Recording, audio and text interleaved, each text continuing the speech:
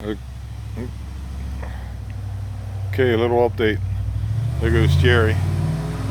He was helping me tinker with this thing. So this is a 6-volt truck. By the way, I didn't have headlights when I got it, so that's not cool. So you gotta have headlights. So I bought some new headlights. That was a hassle. Seal beams are antique now. Walmart stopped carrying them. And I just siliconed them. You can see the bead down in there. Figuring that'd be good for now. And I'm thinking, they might vibrate out. I don't know. Well, this one I wired. And that one I put in because I only had one. I didn't wire it. So I was like, alright, well, let me wire it. It took me about a half hour with a razor knife and those plastic prying bars. They ain't falling out. You have to work. You are not pulling them out. I figure you pull real hard and they kind of pop out. No, they're not going anywhere. Alright, so I got headlights, 12 volt. And this is still 6-volt everything. So I put a 12-volt battery in this bad boy. Down here in the battery hole. And I've been keeping the charger going. Wow, this is pumped up big time. I'm going to crank this down. You know, these batteries are charged actually.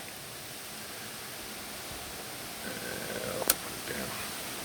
Alright, I'm charging them both because, oh, you know what? Yeah, this battery, even though it's brand new, was in pinky convertible.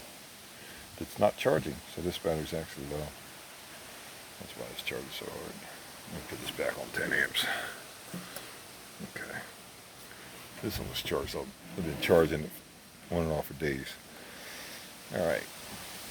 So I had it hooked up to 12 volts. Real slow. Took the starter out. Disassembled it. Cleaned it. Scraped the commutator. Brushes were okay. Oiled everything. Greased everything. Put it together. Same thing. Going on a 12-volt battery. So I took a second one and ran them in series, so 24 volt. Started right up. So now this is wired for 2 batteries in parallel. So it's 12 volt with double amps.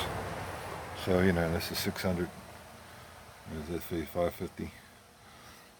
I got basically 1200 amps going, which is fantastic. It cranks great. I don't know if it's just kind of shocked the starter to where it's now working.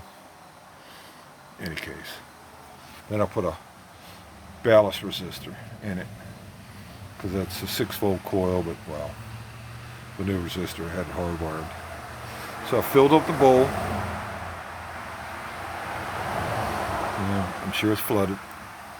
I got some starting fluid here, which helps flooded engines, so let me give it a little shot. And I'll leave that here.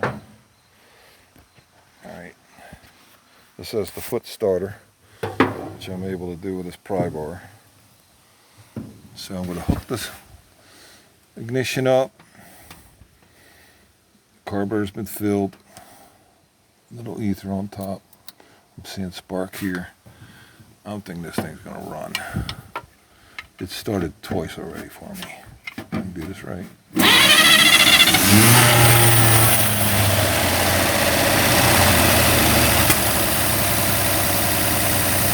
First time I ever heard it backfire. And it backfired. But it's running. I think it's running okay. I never heard the backfire before. Kind of revving. I guess I didn't put a whole lot of gas in it. It's funny, the smoke was pumping out of this top hose. So, sounds good. I think I'll juice it up again and fire it up again. It was revving hard because the throttle's kind of sticky. I don't think there's a spring on it. But I think I got a running truck here. Alright guys, or later.